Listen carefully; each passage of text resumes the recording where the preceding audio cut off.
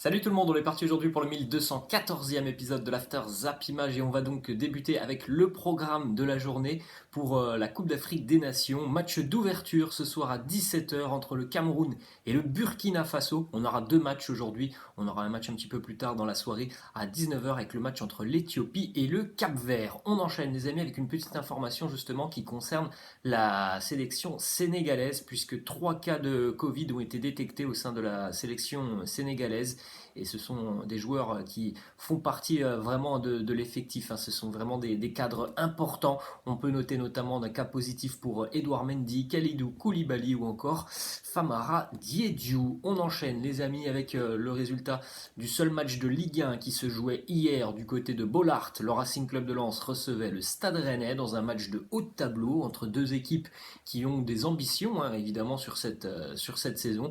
Victoire pour le Racing, 1-0 en toute fin de match grâce à Wesley Saïd dans un match qui a été finalement assez cadenassé. On a eu très peu d'occasions, hein, dans cette rencontre, même si cette rencontre a été largement dominée, hein, par le Racing Club de Lens, tant le Stade Rennais a été très décevant hier. Aucun tir cadré pour les Bretons hier qui ont été vraiment dominés et mangés dans tous les domaines par cette équipe lensoise, même si le Racing n'a pas eu pléthore d'occasions. Lens a quand même largement maîtrisé cette rencontre face à une bien pâle équipe rennaise. Nouvelle victoire donc pour les Rennais en toute fin de rencontre, hein. En milieu de semaine en Coupe de France, le Racing avait égalisé dans le temps additionnel avant de se qualifier sur la séance des tirs au but. Hier, donc victoire à la 89e grâce à Wesley Saïd. C'est une victoire importante, hein, puisque Lens n'avait plus gagné depuis 6 matchs aussi en Ligue 1. On enchaîne avec une stat sur Jonathan Klaus. Le passeur décisif hier pour Wesley Saïd, Jonathan Klaus est impliqué sur 10 buts cette saison, 2 buts et 8 passes décisives. C'est d'ailleurs aussi le meilleur passeur de Ligue 1 à ex-aequo avec Kylian Mbappé. Et puis en Europe, seul un joueur fait mieux que Jonathan Klaus, c'est Trent Alexander-Arnold qui a délivré plus de passes décisives, hein, que Jonathan Klaus. Trent Alexander-Arnold a délivré 11 passes décisives parmi les défenseurs des 5 grands championnats européens. Ensuite, on enchaîne avec deux déclarations côté Rennais, un match très décevant des Bretons hier. Benjamin Bourigeaud, premièrement, qui nous dit: comment a-t-on réussi à faire un match comme ça alors qu'on était prévenu, alors qu'on a travaillé toute la semaine? Je pense que c'est un problème de comportement et d'état d'esprit. C'est vrai qu'on a vu des Bretons déjà depuis un mois être beaucoup moins réguliers et beaucoup moins impliqués sur certaines rencontres. Ensuite, la déclaration de l'entraîneur rouge et noir, Bruno Genesio, qui nous dit: le sentiment qui domine ce soir, c'est plutôt de la colère. Ce soir, on ne mérite rien. Même si le but est à la 89e, ce soir, c'est un match catastrophique. Il est temps de reprendre les bases et de se comporter de nouveau en équipe. On enchaîne les amis du côté de Bordeaux. Ça, c'était vendredi après le match entre les Girondins de Bordeaux et l'Olympique de Marseille. Une belle petite image à la sortie des vestiaires entre deux joueurs qui se sont connus au centre de formation du côté de Nantes, à Minarik, et Enoch Kouateng, le Girondin. Belle petite image, ils ont échangé leur maillot après cette rencontre. C'était d'ailleurs l'un de leurs rêves, hein. Ce sont des amis de longue date, c'était l'un de leurs rêves de s'affronter dans le monde professionnel. Ça a été chose faite vendredi. Évidemment, Enoch Kouateng a dû expliquer pourquoi il avait fait cette photo avec Amin Harit, parce que tout simplement, il y a beaucoup d'imbéciles, hein, sur les réseaux sociaux, et notamment de supporters qui ne comprennent pas comment on peut prendre une photo avec un adversaire après l'issue d'un match, alors que les deux jeunes joueurs se connaissent déjà depuis de très nombreuses années. Ensuite, direction Paris, cette fois-ci, une information qui concerne Gini Wijnaldum, qui va rester et qui veut rester au Paris Saint-Germain. Le Néerlandais veut se battre pour renverser la situation en seconde partie de saison. C'est vrai que les 6 premiers mois de Wijnaldum ont été très compliqués en ce qui concerne son adaptation dans le collectif parisien. Alors un collectif qui n'est certes pas au point, mais on n'a pas vu le Wijnaldum que l'on pouvait voir du côté de Liverpool. Donc il est vrai que du côté de Paris, on peut se montrer assez déçu de Wijnaldum, mais lui a quand même envie d'inverser la tendance sur la seconde partie de saison, parce qu'on sait qu'il y a quand même pas mal de clubs anglais qui sont à l'affût, hein, sur le dossier Wijnaldum. Ensuite, une information sur le groupe parisien pour le déplacement ce soir du côté de Lyon. Lionel Messi est absent du groupe parisien pour le déplacement du côté de l'OL. Il ne s'est toujours pas entraîné avec le groupe parisien. On rappelle que Messi a été touché par le Covid pendant les périodes de fête. Et on regarde aussi la liste des absents pour ce match ce soir du côté de Lyon. Il y a beaucoup d'absents côté parisien. Il y a pas mal de cas de Covid notamment. Et évidemment quelques blessures. André Di Maria, Donnarumma, Draxler, Ledin Kurzawa, Alexandre Letellier, Lionel Messi, Neymar ou encore Danilo Pereira. Donc on voit que le secteur offensif notamment est pas mal décimé. André Di Maria, Neymar, Lionel Messi.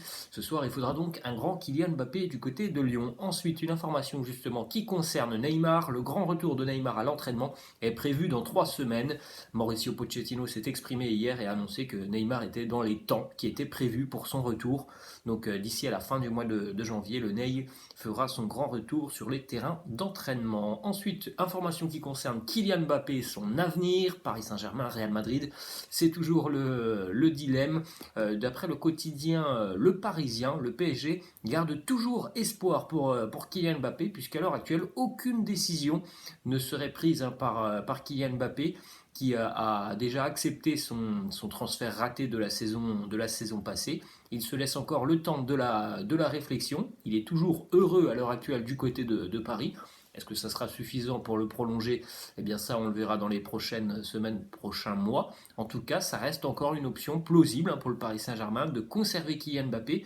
Mais le Paris Saint-Germain sait déjà que si Mbappé prolonge son contrat avec le club de la capitale, ça ne sera pas un contrat longue durée. Kylian Mbappé ne prolongera pas pour 5 ans. Ça sera une très courte durée si jamais il y a une prolongation de Mbappé avec le Paris Saint-Germain. Direction justement les amis l'Espagne et plus particulièrement Madrid. Le Real a repris le large au niveau du classement en Liga. Le Real s'impose 4-1 hier face à Valence grâce à un doublé de Karim Benzema et un doublé aussi de Vinicius qui avait beaucoup manqué au merengue, notamment le week-end dernier du côté de Retafe. Un Vinicius qui continue sa saison exceptionnelle, un match complètement dominé et maîtrisé par les merengues que l'on a retrouvé après 2 échecs récents en Liga face à Cadix et Retafe, des blocs assez resserrés. Le Real hier a pu de nouveau s'éclater face à une équipe de Valence qui a laissé beaucoup d'espace. Les statistiques pour Vini cette saison: 14 buts, 7 passes décisives, c'est quand même assez fort ce que fait Vinicius. Il a un vrai sang-froid maintenant devant le but, ne serait-ce que le deuxième but hier pour Vinicius. Vous le voyez s'amuser un petit peu dans la surface de réparation et puis tranquillement il vient, bon c'est vrai qu'il est à 3-4 mètres du but, mais il vient fixer le gardien et le prendre à contre-pied. Ensuite, une déclaration de Vinicius qui nous dit: si Modric, Casemiro et Kroos jouent comme aujourd'hui, nous gagnerons toujours. Il nous donne le rythme. Hier, le Real n'a fait qu'une bouchée, notamment sur la première mi-temps de cette équipe de Valence. C'était un peu plus compliqué en seconde mi-temps. Les Valenciens couraient après le score. Mais c'est vrai qu'on a retrouvé les merengues d'il y a quelques semaines après donc ces périodes de fête où ça a été un peu compliqué pour le Real. Karim Benzema hier a marqué son 300e et 301e but avec le Real Madrid. Karim Benzema est donc maintenant, il était déjà avant, mais il est de plus en plus proche de devenir le 3e meilleur buteur de l'histoire du Real Madrid. 301 buts pour Benzema. La 3e position de Alfredo Di Stefano est menacée avec ses 308 buts. Et puis Raoul n'est pas non plus très loin avec ses 332 buts. Évidemment, Cristiano est encore très loin avec ses 450 réalisations. Déclaration de Karim Benzema qui nous dit: les chiffres sont très importants car ils aident l'équipe à remporter des trophées. Je me sens toujours très bien avec Vini.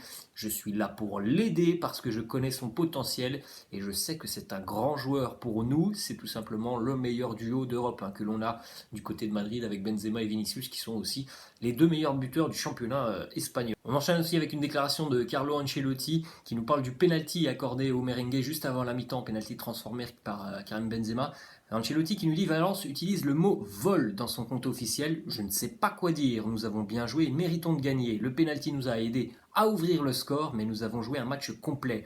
Bon, après, chacun se fait sa propre opinion sur ce penalty obtenu par Casemiro. Du côté de Valence, on pense tout simplement que c'est un vol total, qu'il n'y avait absolument pas penalty. Moi, je suis plutôt pas d'accord avec le club valencien. Pour moi, il y a bel et bien un contact sur Casemiro qui avait éliminé son défenseur. Ensuite, Gérard Piqué, évidemment, qui s'est mêlé un petit peu de cette histoire de penalty hier et qui a laissé un petit tweet recommandant à Valence de ne pas se plaindre de l'arbitrage à Madrid sous peine d'être sanctionné. Hein.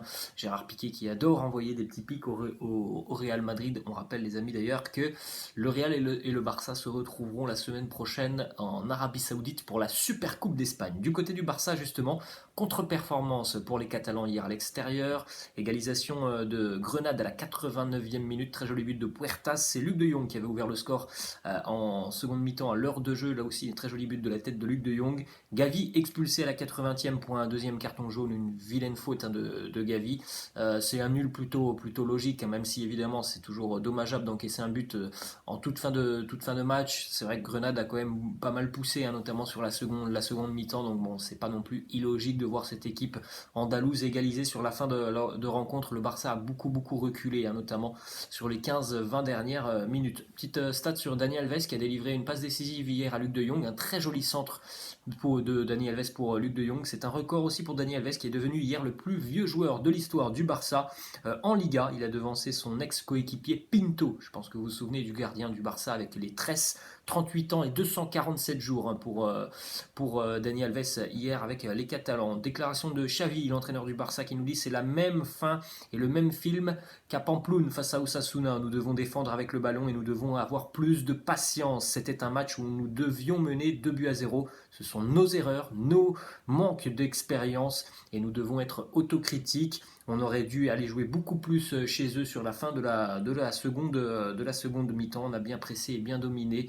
C'est dommage, hein, quand même pour le Barça qui aurait pu réaliser un gros coup au niveau du classement. Une autre petite info côté catalan, ça c'est une très mauvaise nouvelle pour le Barça puisque la recrue Eric Garcia souffre d'une gêne au niveau des ischio-jambiers. Il va passer d'autres examens dans le courant de la journée pour avoir plus de détails et d'informations sur cette blessure.